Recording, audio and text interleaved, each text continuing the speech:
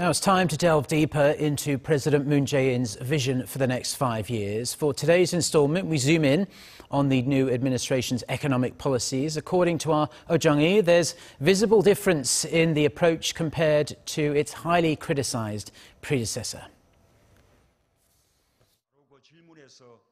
The first task President Moon ordered upon taking office was forming a committee on job creation.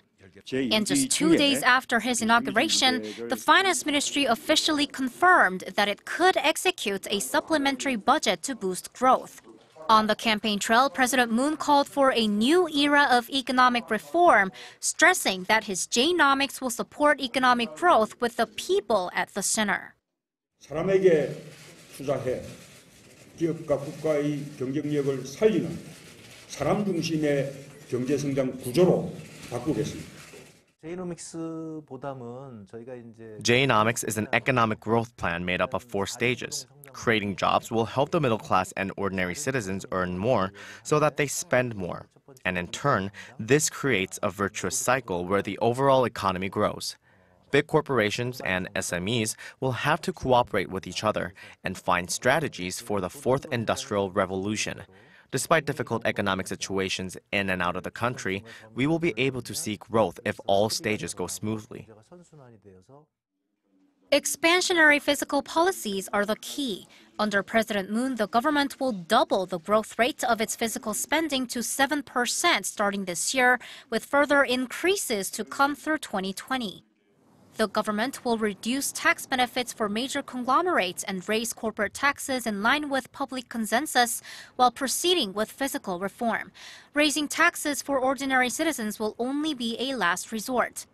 International organizations like the IMF and the OECD have already noted that Korea has enough room to execute fiscal policy measures.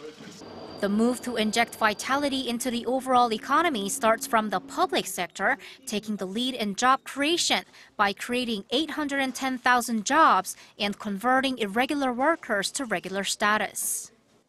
President Moon is going to focus on making jobs in the public sector first, and then he said that the public sector job is going to induce the private sector job. How to make more jobs for the young people and also how to narrow the wage gap is the biggest problem and the biggest challenge to the President Moon. The new administration will aim to change the general business environment as well to guarantee the peaceful coexistence of big corporations and small and mid-sized companies. The government will intervene to promote fair deals between big companies and their subcontractors while eliminating many regulations on SMEs and startups. Moon has pledged to ban big corporations from invading the markets of small business and taking away the SME's piece of the pie. Until now, deregulation has really benefited the chaebols, not SMEs or startups.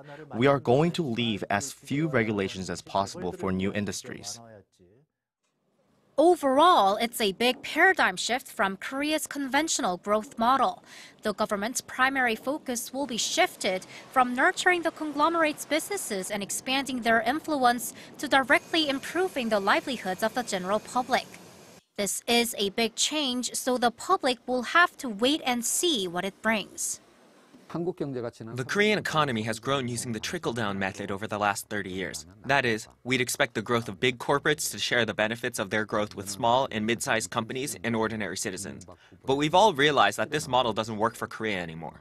We should now widen our scope to get economic stimulus from increased household income and consumption. It may be 2 or 3 years from now, the end of Moon Jae-in administration, or even during the next president's term for the impact to be seen. So the people shouldn't expect results to show up immediately.